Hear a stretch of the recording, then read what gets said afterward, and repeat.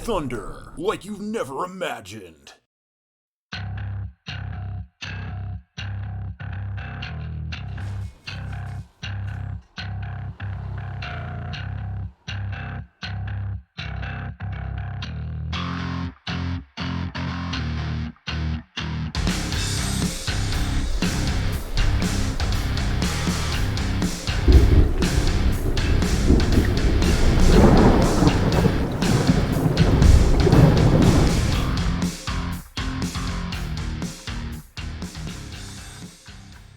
Good morning, welcome back to American Truck Simulator, and folks, I gotta say, I do some weird stuff on my channel with American Truck Simulator, but I think today's trip is so far been the weirdest.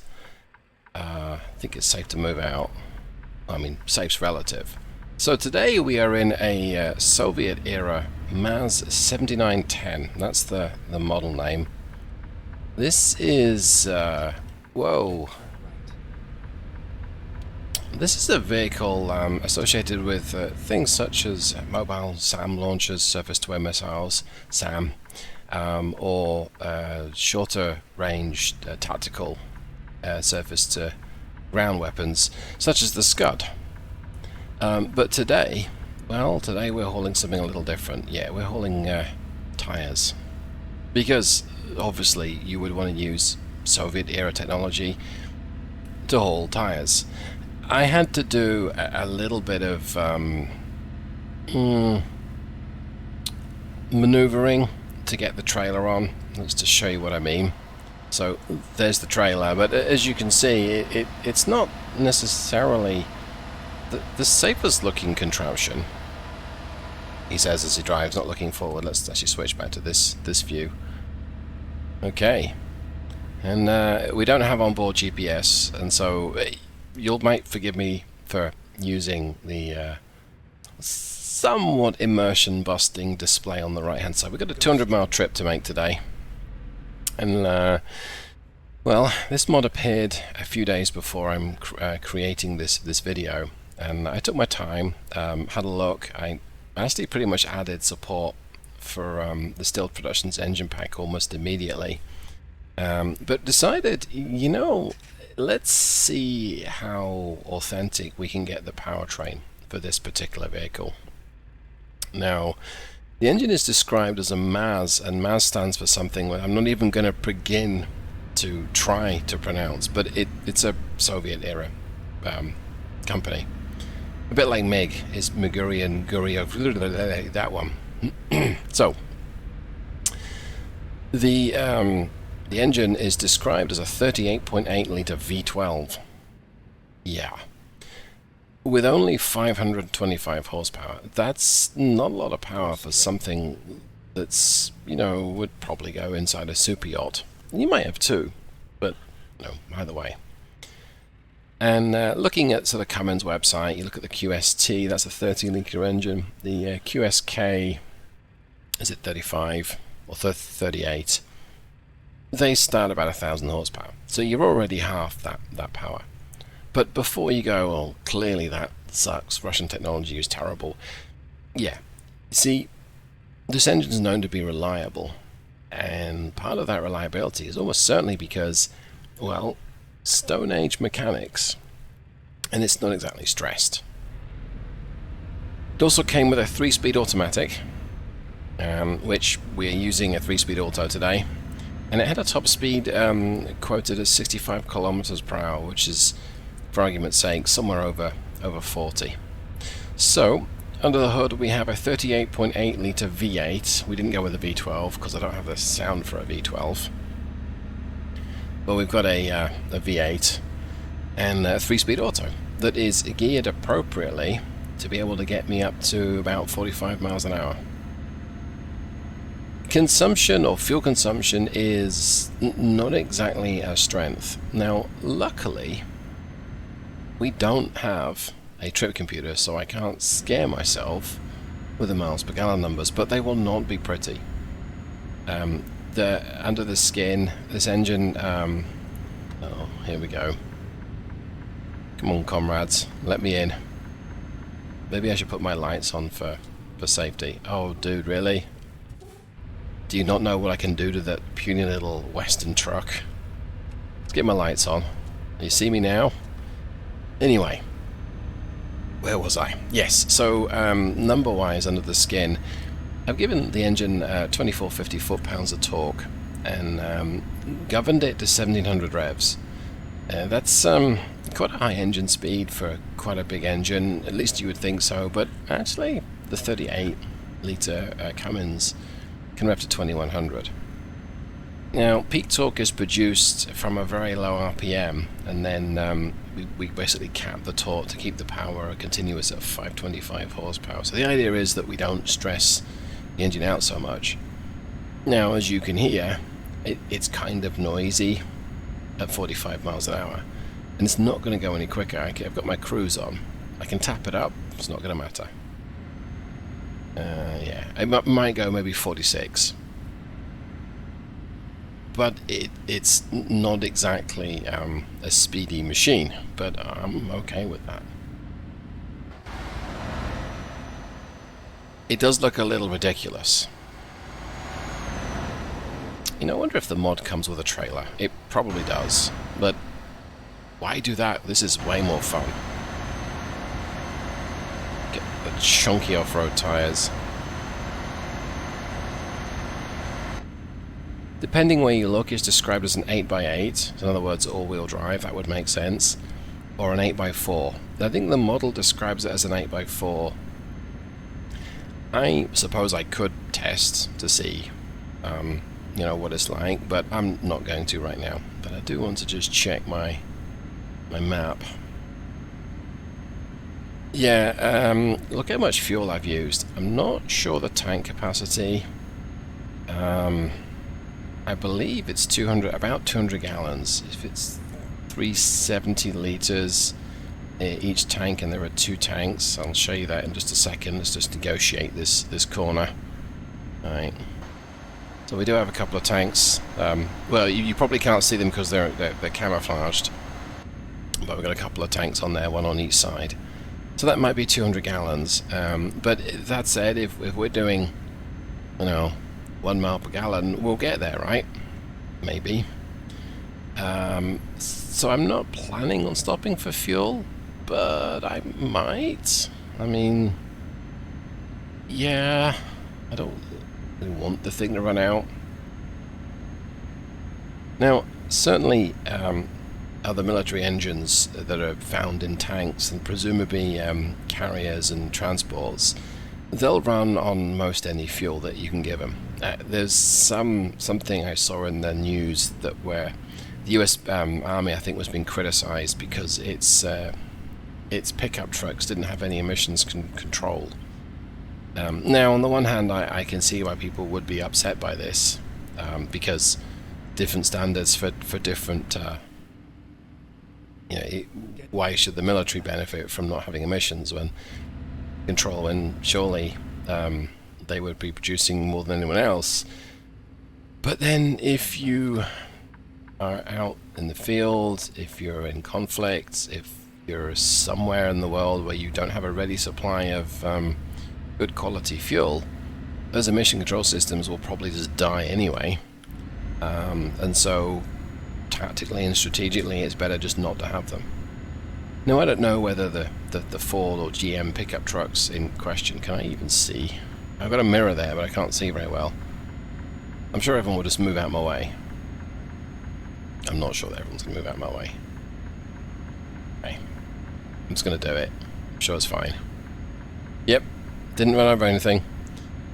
So, the military, I'm sure, is exempt from emissions, or military vehicles. Many of them are probably exempt from emissions for that very reason. Perhaps those pickup trucks, if they are a diesel, perhaps they'll run on kerosene or even really low quality fuel, like high sulfur fuel, or some diesels will even run on gas. Not very well, but they'll run on gas. So, say with this engine here, yes, it's an enormous engine, and it doesn't have that much torque given the size of the engine, and it can't even rev that high, and it doesn't produce that much power. It can probably pull this thing anywhere with suitable gearing, and in all likelihood it can probably run on any fuel. maybe even vodka. So let's see, the 3-speed auto, configured it as a direct drive. The 611 a final drive. Am I going to fit under this bridge? I mean, yes, but that's a little close. Anyway, I wonder if I've got, do I have, no, okay. I was seeing if it had a beacon built in. So the reason for the really short-sounding, come on, get off the side of the road, short-sounding final drive, and of course we like short on this channel. Short is good. The reason why we've got such short-sounding gearing is because of these colossal tires. By a bit of some schoolboy math or mathematics or maths, depending on your where you come from in the world, they calculate to be about 30 inches. The normal tire in ATS is 22.5. Some mod trucks and some mods can give you 24.5. So these calculate to be about 30 inches, 30.5 inches give or take. And so by choosing the right gear ratio, we're able to match the vehicle's top speed at the governed engine speed. So yay. You've only got 3 gears. Do you really need 3 gears? You could probably get away with 2 or maybe even 1. But yeah, giving myself 3 gears, and here we are bobbing along. And I mean, there's nothing to it. I wouldn't particularly want to well, I might have to do this. Wouldn't particularly want to maneuver this thing, and there aren't many customizable options for it. But I mean, what do you want? It's not like you're going to put a surface-to-air missile on the back. I mean, that'd be silly, right? Well, maybe. My driver tired. Wow. Oh, I guess probably my shift started at 5 AM. Let's see. Yeah, so I've got a couple of hours left of the shift, which is good, and I'm going to need it to get to my destination. Okay. Well, that's all fine. So yeah, I figured I want to try this thing. I've given it full support in the engine pack, so you can have anything under the hood. Pretty much anything goes. I forget whether I've given the medium duty engines. I've got access to those. The 8.4 litre ISC, but you know, you could put the L10 in this if you really wanted to. It'd be nice if I can get myself weighed. I'd like to see what the mod truck weighs. But I mean, this is a pretty easy drive. I would say it's nice and supple. That would imply it's quite a heavy truck, because the shorter wheelbase, lighter trucks bounce around a lot. And this isn't bouncing around that much. A little bit. And it's not even bothered by the instability of that weird way I've put the trailers on the back. Yeah, I'm looking right to see if anything's coming up the slip road, like I could see them, and like they wouldn't get out of my way. Well, let's check the horn. Yeah. Okay, the train horn is better, but yeah, no one's gonna move out of my way for that. I mean, really, what more could you want? Let me see. I'm actually losing speed up a hill, but that's okay. And I've used half a tank, 150 miles. So that's maybe 2 to the gallon, perhaps. Of course, if you're at conflict or at war or a special operation, and you need to move your weapon system because you're about to be targeted, then you're not going to care too much about fuel consumption, but you will care about having a reasonable turn of speed. And being able to do 65 kilometers per hour is probably very useful on the battlefield. I say probably. I've never fought in a war, so I couldn't say for sure. The irony of this shot is not wasted on me. but there's this truck in the way. Oh well. That would have been, I think it's the Lincoln Monument with a Soviet-era weird-ass dual-cab heavy-duty machine. I suppose whoever sits in the other cabin is your spotter, and he or she must have an intercom to let you know, unless you want to use hand symbols, which I can think of a few that this truck might garner. Yeah, beautiful ride. There's some off-roading areas, or maybe even just San Francisco, you know, some of those steep hills. That could be a lot of fun with this beast. And yeah, graphically it's beautiful. Get off the side of the road, David. There we go. Whoa. Yeah, it's a bit sensitive. I didn't have to have the camouflage paint job, but it seemed fitting. Yeah, I bet there's a transport available for it in the trailer shop. I think the preview on Steam shows the trailer. I'll have to check that out. If I don't forget, which is entirely possible, I'll do that at the end of the trip. I mean, things like the windshield wiper are fully functional, so let me show you that. There we go, and that looks proper classy action there. High speed. Let's turn it off. Yeah, I mean, this is pretty cool. It would be very easy to give the thing much higher gearing, but you asked me how I know this. But if you get the speed up to sort of 60-70 miles an hour, it doesn't. Let's just say it loses its composure. I mean, I'm sure off-road it'd be fantastic, but I don't think it was really designed for 70 miles an hour with those enormous off-road tyres. Time for a sip of water, I think.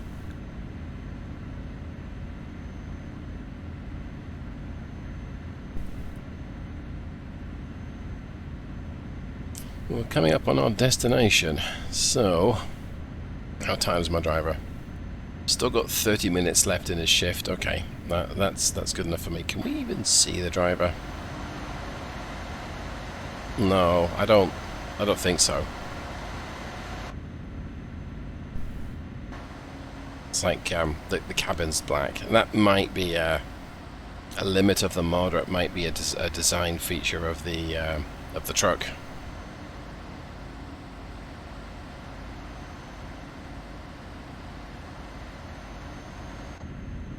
Yeah, so I imagine hauling with your own trailer, because I had to do some interesting things to get this trailer on. I mean, first of all, I had to swap the standard tires for, well, standard truck tires, just to reduce the ride height quite a bit, and that helped.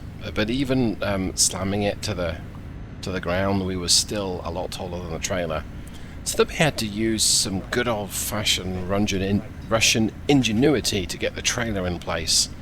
That's right, we had to pin the trailer up against the wall and reverse into it until we pushed ourselves underneath it. And that was, surprisingly, that was very effective. No problem there. Still in third gear at 30. Letting the speed bleed off. We've actually used, well, not quite 3/4 of a tank, so that's useful.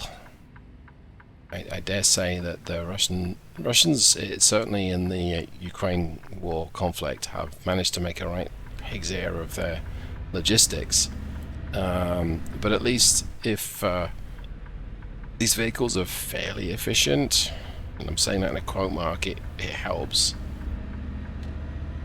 Because they haven't managed that in Ukraine. But if you can halve your fuel consumption, you have the number of fuel bowsers that you need. Get ready to turn left. Right. Go ahead and I wonder if we can go straight ahead, head off into the sunset. Maybe try that in a little bit. Turn left. Going a little quickly for this corner. But we managed it. Get ready to turn left. Turn left.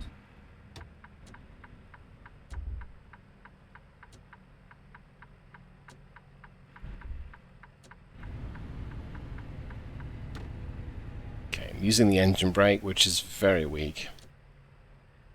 Okay, so... Arrived at your destination. Right, I don't suppose I'm really going to want to bank this thing up into a spot, but we'll see. Let me see. I don't really fancy doing that. I don't think I'm going to fit. I think this one's a bit more realistic, so we'll go ahead and do do this. Oh, this is going to be difficult. Let's get my spotter out again, because they can't judge the width of it very well. Now, with time and experience, I'm sure I could. Well, I mean, I say I'm sure. I think I could.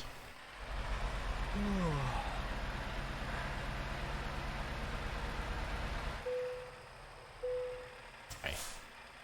Messed that up. Missed it. Right, let's see how well we did. So, remember this is with a 38.8 litre engine, or basically a 39 litre engine. So we covered 208 miles and we only used 88.1 gallons of fuel. That's quite a bit less than I thought. It's 2.5 to the gallon, give or take, or 2.4. But all things considered, I mean, that's kind of reasonable. Kind of reasonable, I know. Let me see if I can quick travel. No, it doesn't look like I... Well, no, I think I want to drive there. I'd like to be in the truck stop right behind me. Okay, parking brakes engaged, thank you. Yeah. So there might be... you know what, that might have been an attack by a Ukrainian F-16. See if we can get out of the way. Oh dear. Okay. So the thing is clearly robust. Excuse me, I passed wind. That's a little disappointing. I didn't block my way out of here. We might have to use some more of that Russian ingenuity. Yeah, I think we're going to have to. Got 11 minutes to get to where I need to be.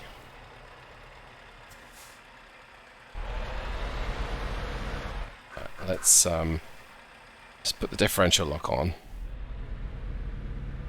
Let's just push our way through. There we go, look at that. No issue there whatsoever. We haven't blocked ourselves in even more. Bollocks. Well, that was rather foolish of me.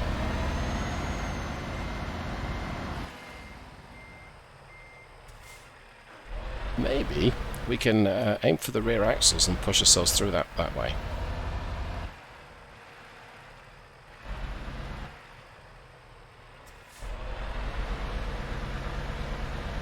No.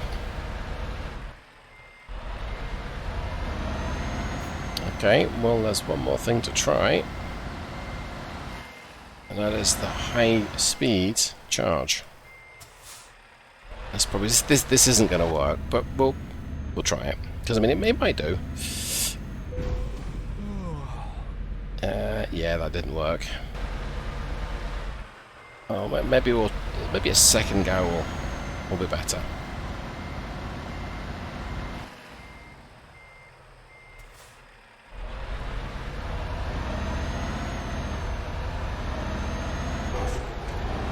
There we go. Look at that. You beauty. And we even missed that pickup truck. Which is a shame because most pickup trucks should be scrapped and taken off the road. Oh, oops. It's okay, we can off-road. Shrug that off. No problem there. I should probably get fuel, but we'll burn right through here. And let's look for where we can service it. It's fast. Well, I mean, it's not fast. It accelerates pretty quickly when there's nothing behind it, which shouldn't really be a surprise. Okay, so let's go here. There we go. Right, so what options we've got? Not so much. So we get the one option for the cabin, the one option for the chassis engines. That's, I mean, in this case, it is supported by my engine pack. This MAZ V8 is not in there yet, and it probably will go in there, but if I turn... Yeah, so the DD16, the Red Thunder is my own, playing around with mods one. The DD16 600 is, I think, the engine that comes with the pack. Gearbox, again, I've added support for all these, but the MAZ Auto Box is in there too. Interior, no choices. Paint jobs, the usual suspects. So if you happen to be out in the polar regions, you can do that. Do we have a sand? Yes, we do have a sand color. That's actually pretty cool. Royal blue. Wow, that's very blue. And I think we've got templates, cool. But do we have custom? Yes, we do. So if you really wanted to put your own sort of green on there, or you have a beige color that you like, something like this, you could do that too. So that's more of a sand color. Sand camouflage would be pretty cool, but okay. Things you can do, you can play around with the antennas left and right, change the wheels, change the tires, but other than that, there's not so much you can really customize the truck, but that really doesn't matter. Same with the interior, there's nothing you can customize. You can maybe add support for the steering wheel pack at some point. But what I want to see, I don't need any of these, is can we get our own trailer? So, go back here, services, trailer purchase. One's new, chip van, okay. Don't know that we will have it. Maybe there's an extra paint job. We can camouflage it, maybe. No, okay.